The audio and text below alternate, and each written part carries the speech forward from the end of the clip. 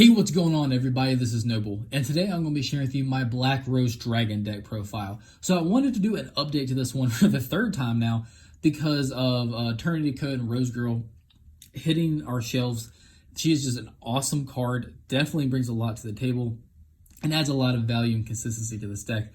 So I'm very, very excited to go over this again. If you're noticing these weird sleeves, they're actually, it was a gift from Imperium Duelist, and actually really is this heart sleeves. I was like, well, what better deck to put these sleeves in than my Black Rose Dragon deck?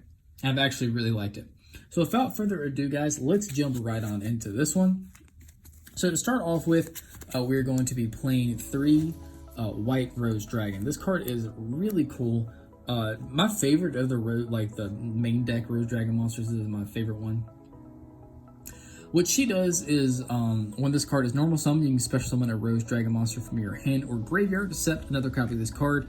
You can only use each of the effects of White Rose Dragon once per turn. So just without getting to the other effects, she's really good because as soon as this card hits the field, if it's normal summoning, special summon another Rose Dragon, either from your hand or graveyard. That is awesome. Definitely helps out with going into some plays. If you control a Dragon Tuner or a Plant Tuner, you can special summon this card from your hand. Okay, another easy way. And if this card is sent to the graveyard synchro material, you can send a level 4 or higher plant monster from your deck to the graveyard, which a lot of times your course you're going to be using this as synchro material. So the fact that you can just go ahead and Foolish Burial level 4 or higher plant monster is really, really cool. For the next Rose Dragon monsters, we're playing 3 of the Red Rose Dragon. This one is a tuner. If this card is sent to the graveyard as synchro material, you can special summon 1 Rose Dragon monster from your hand or deck. It's making it a little hard to read these hearts actually. Accept another copy of this card. Then, if it was sent for the synchro summon of a Black Rose Dragon or a plant synchro monster, you can add a Frozen Rose or Bloom of the Darkest Rose from your deck to your hand. I'm actually playing both of those targets in this deck, so that is really, really helpful. Red Rose Dragon is fantastic. Definitely recommend playing through that. I'm just running 1 Blue Rose Dragon because it's good. It's just not as good. I don't think you need more of one than this one. If this card on the field is destroyed and sent to the graveyard by anything, you can target a Black Rose Dragon or plant type monster in your graveyard in a special summoning. So that is really cool. Destruction effect allows you to special summon back from the graveyard, so that's awesome. For the next 3, I'm playing the beautiful girl herself, 3 of the Rose Girl. She is so cool. She is a level 3 tuner. What she does is if a face-up plant or plant monster or monsters you control is sent to the graveyard, except during the damage step, you special summon this card from your hand. Easy to get out on the field. If a plant monster is on the field, and this card is in your graveyard, you can add this card back to your hand. You can only use 1 Rose Girl effect per turn only once that turn. So she's just it helps out the consistency so much of getting out these synchro plays and just be able to recycle back into your hand is really awesome. Alright, for the next 3, I'm playing 3 Dark Rose Fairy. You could bump this down to 2. That would be fine. But she's just a level 2. What she does is if a tuner or tuners is special summoned, except during the damage step, you can special summon this card from your hand. If this card is in your graveyard, you can send 1 card from your hand or field to the graveyard and then place this card on the top or bottom of your deck. You can only use each effect of Dark Rose Fairy once per turn, so it's just really easy to get out in the field and help go into some plays. It's really fantastic. I'm playing 1 World Carrot Weight Champion. This card is just funny to me. I kind of wish she was a super rare. I don't really know why, but I kind of wish this card was super rare. But it's a level 4 plant monster, 1900 attack, 0 defense. If this card is in your graveyard, you can send 1 plant type monster from your hand or face-up field to the graveyard. Accept another copy of this card, then you special summon this card. So this engine is really consistent on helping out going into the synchro plays. Just getting free bodies on the field. It's just really good. And you can only use the effect of World Carrot Weight Champion once per turn. If you want to bump this up to 2, that would be fine. I've really only used a 1 though, so I haven't really felt the need of 1 too.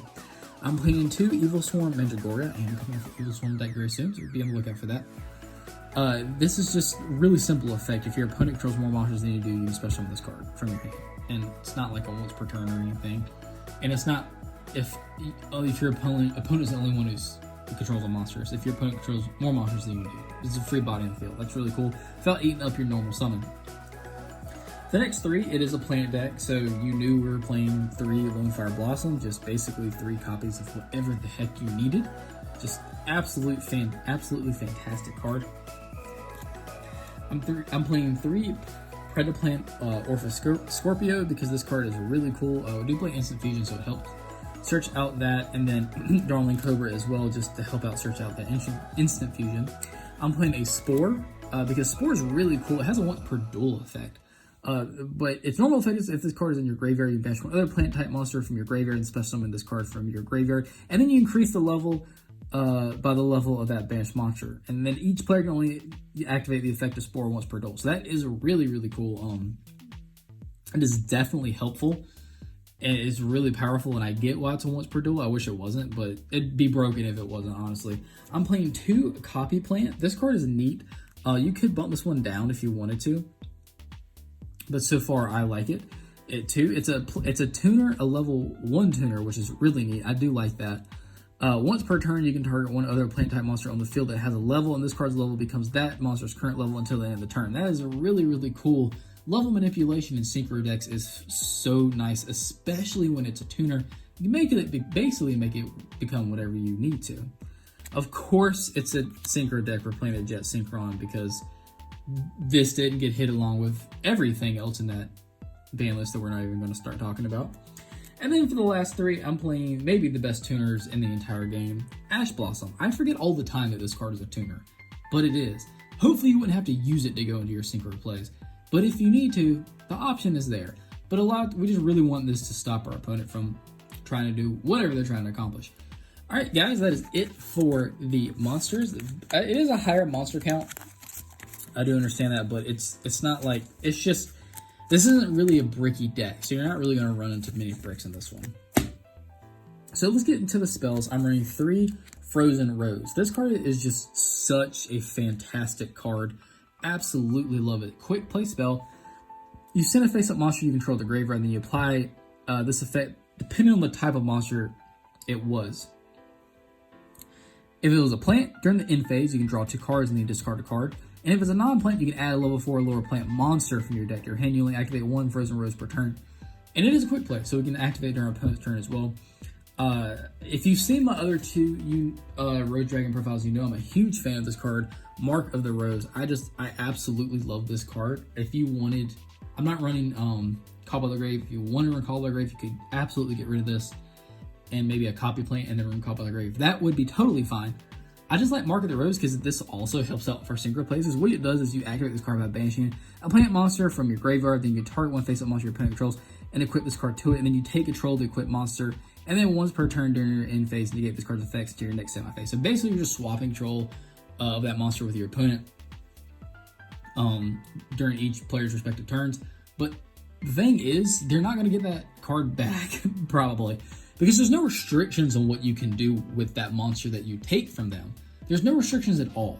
So you can take that monster and just go into a synchro play if it lines up, or just link off or do something else that you need to do.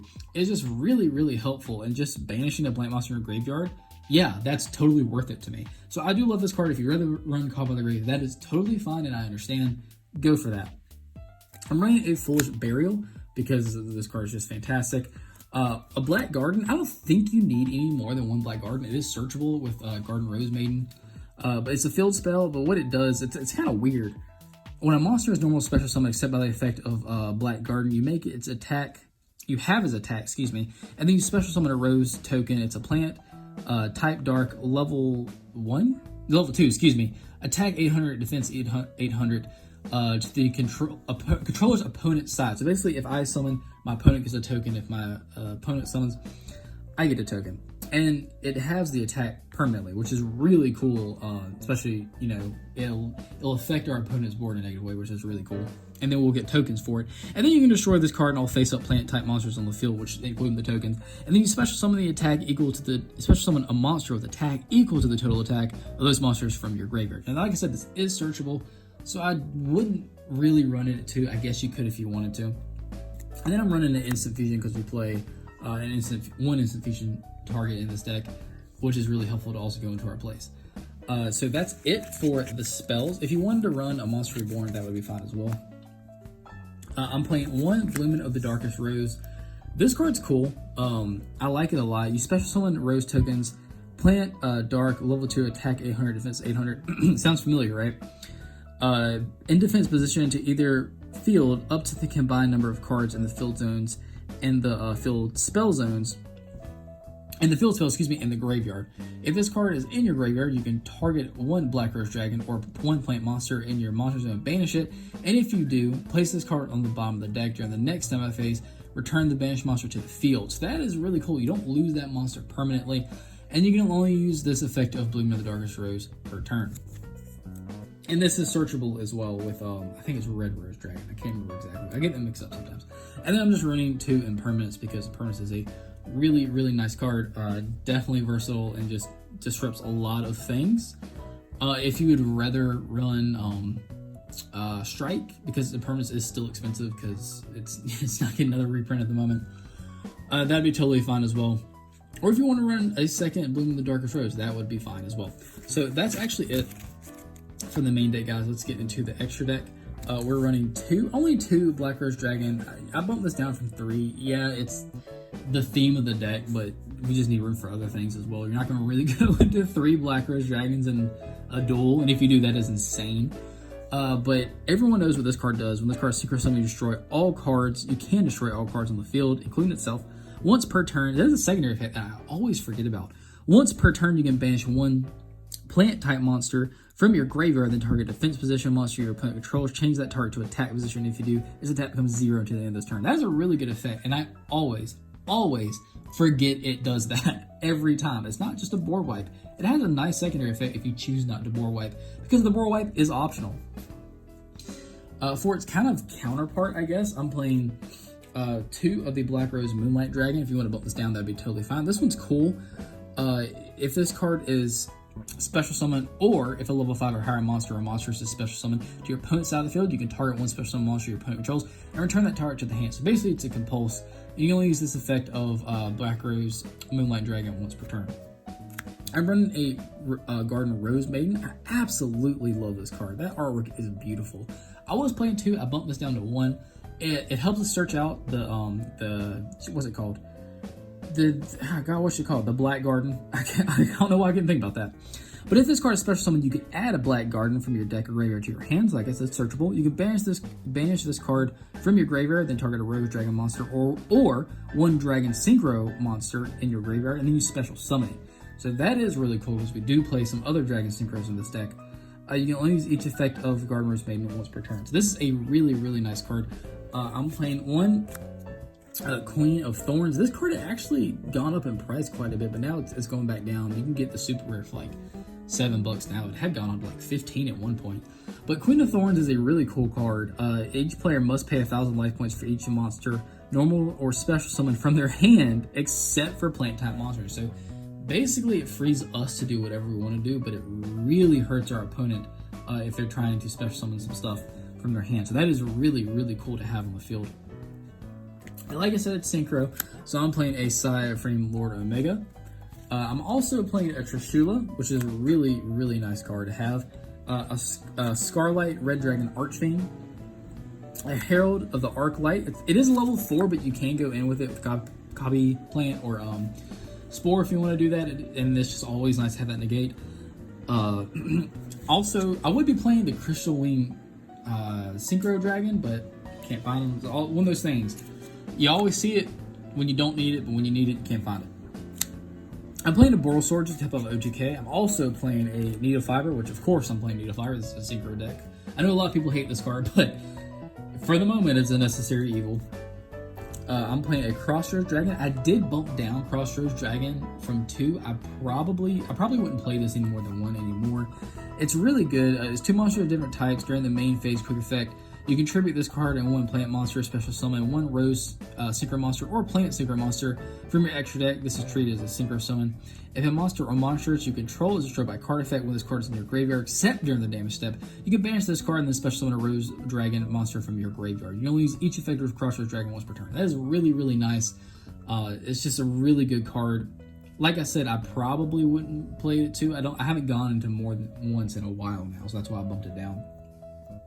I'm playing one see if I can get it right. Aroma Seraphie Jasmine, I think I did. You won't go into this one too much, but it is nice to have the option if you need to. And then our only instant fusion target is the sea monster of this guy, because it's a tuner, and that is really, really nice because it's just a level 5 tuner that you can basically get out for free, and that's awesome.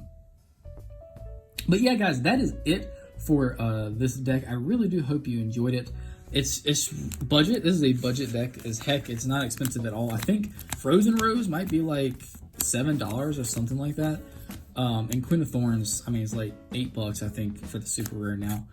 I think Rose Maiden might be up a little bit. I think last time I checked, she was like 15, but I'm not sure. But overall, it's pretty budget. It's a lot of fun to play. I just love the plant-based decks. I can't get enough of them. I don't know why, but the archetypes is really fun to me. I love using them. It's just a really consistent engine to go into your synchro summons. A lot of stuff coming from the graveyard, going to the deck, coming from your hand. Just really fantastic wiping board. Using Mark of the Rose to take your opponent's monster and then go into place from there. It's really, really helpful.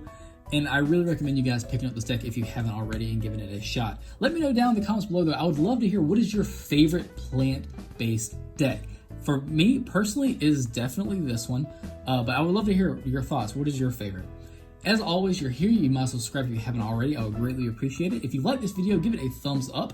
And go ahead and hit that bell so you can become part of the notification team so you get notification for deck profiles, just like this one. And as always, I will see you guys in the next video.